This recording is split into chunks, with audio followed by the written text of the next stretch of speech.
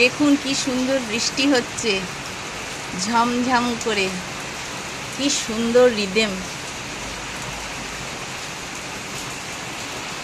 কিন্তু দুপুরবেলার খাবার তো খেতে হবে, চলুন।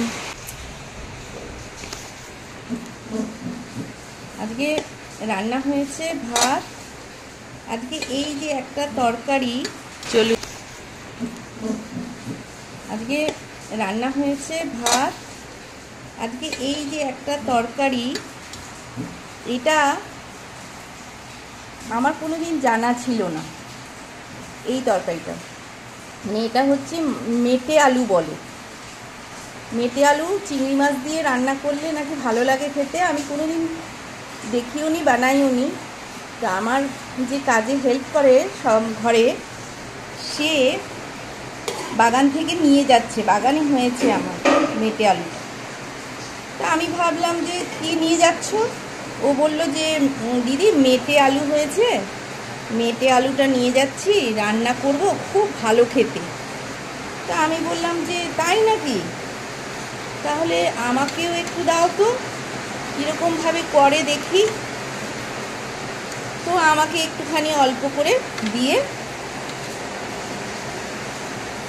চলে গেল। তারপরে আমার তো আছেই বন্ধু ইউটিউব, সে আমাকে রেসিপি বলে দিল।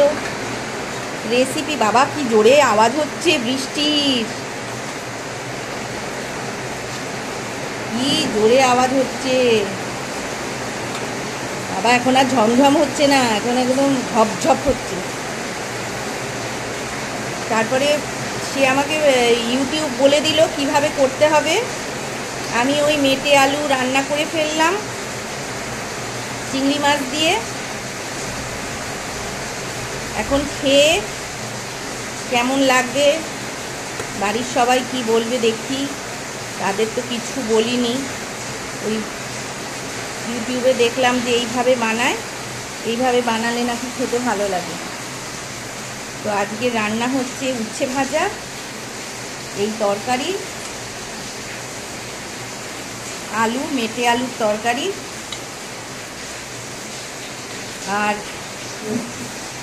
পাবদা মাছের ঝোল।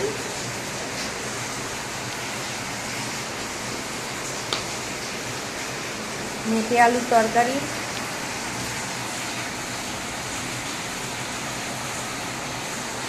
পাবদা মাছের ঝোল, ডাল, উচ্ছে ভাজা, ব্যাস হয়ে গেল। আজকে রেসিপি কমপ্লিট। টাটা বন্ধুরা।